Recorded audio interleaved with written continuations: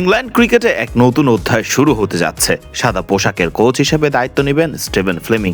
দীর্ঘদিন ধরেই নতুন কোচের সন্ধানে ছিল ইসিবি। ব্রেন্ডন ম্যাকালামকে টেস্টের দায়িত্ব থেকে সরিয়ে কেবল সাদা দলের প্রধান কোচ হিসেবে রেখে দিয়েছে ইংল্যান্ড।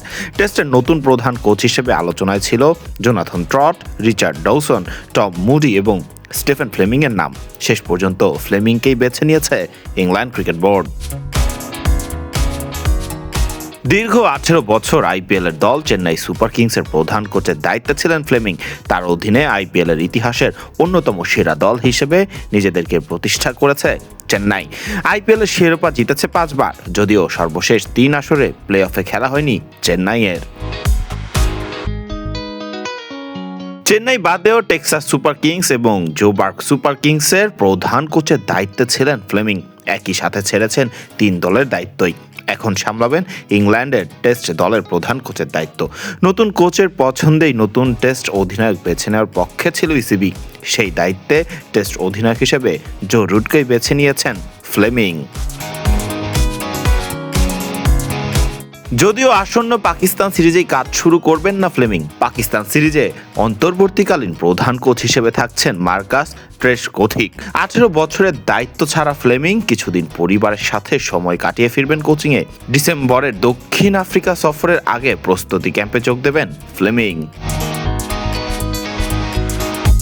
ইংলিশ কাউন্টিতে খেলার অভিজ্ঞতা আছে ফ্লেমিংয়ের। নিউজিল্যান্ডের হলেও তাই ইংল্যান্ডের ক্রিকেটকে বেশ ভালো করে চেনেন ফ্লেমিং। এর পাশাপাশি সাদা বলের প্রধান কোচ আরেক কিউই ব্রেন্ডন ম্যাকালামের সাথেও ভালো সম্পর্ক ফ্লেমিংয়ের। দুজনের দীর্ঘদিনের বন্ধুত্ব এবং ব্যবসায়িক পার্টনারও। ইসিবির প্রেস বিজ্ঞপ্তিতে নিজের বিবৃতিতে স্টিফেন ফ্লেমিং জানিয়েছেন, ইংল্যান্ডের টেস্ট দলের কোচ হিসেবে যোগ দিতে পেরে আমি ভীষণ উচ্ছ্বসিত।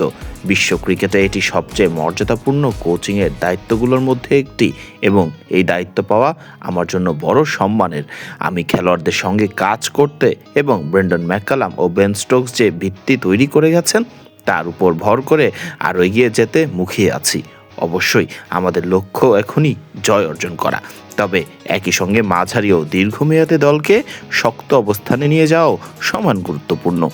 দলে এবং দলের আশেপাশে অনেক প্রতিভাবান তরুণ ক্রিকেটার রয়েছে।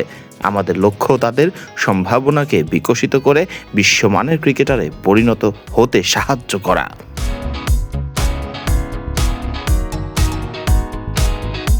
ফ্লেমিং আরও জানান, অধিনায়ক হিসেবে জো রুটের সঙ্গে কাজ করার জন্য আমি বিশেষভাবে মুখিয়ে আছি।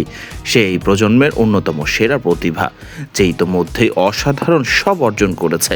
তবু আমি বিশ্বাস করি তার কাছ থেকে আরও অনেক কিছু পাওয়ার বাকি আছে। তার প্রথম অধিনায়কত্বের অভিজ্ঞতার চেয়ে ভিন্ন এই অধ্যায়ে তাকে উপভোগ করতে ও সফল হতে সহায়তা করতে পারবে বলে আমি রোমাঞ্চিত।